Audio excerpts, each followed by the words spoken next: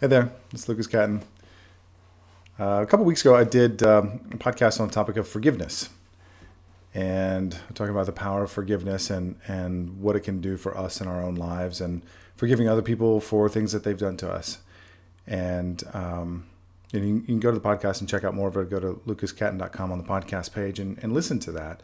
But one of the things that I left out, and much of the topic of discussion was around the book by Desmond Tutu, I think it's called The Book of Forgiving, and it's called The Fourfold Path of Forgiveness, and so it goes into much more detail about that. But something I left out from that podcast and from talking about it was forgiveness of ourselves.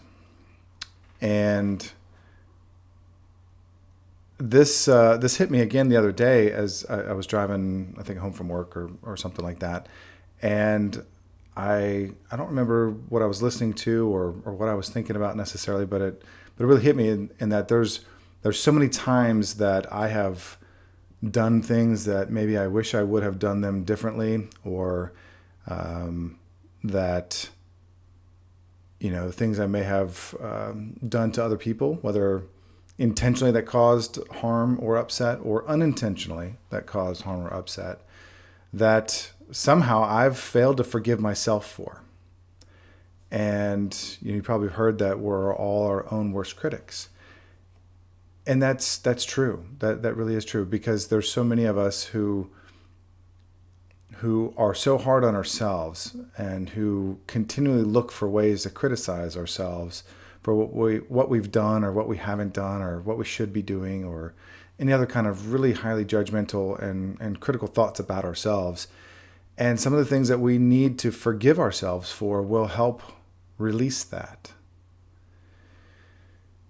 And it was really a powerful thing for me to go back through and some of the more significant events in my life. I'm about to be 42 years old now, and go, gosh, I can't believe I did some of these things, or I wonder if those other people forgave me, or maybe I should have done something differently, or whatever. There's lots of different things. And I was actually doing some writing too, and I was recalling a specific event where someone was hurt and I didn't stand up for him. And I got really upset again. I broke down and trying to forgive myself for not acting back then. And and that was a liberating experience. And I think that if there are things that you maybe should look at that you haven't forgiven yourself for, to give yourself permission to heal from that. And it may not have to be super significant things. It could be little things, but things that you don't ever let up on. You always criticize yourself for. And it's okay. And if we can't forgive ourselves, then we certainly have a harder time,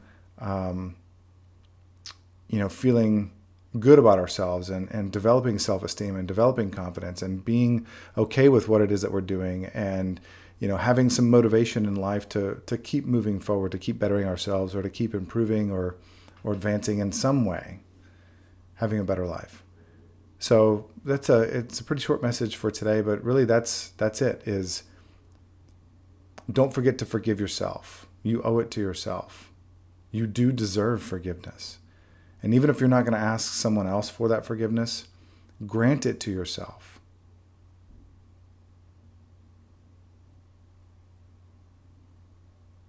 That's it.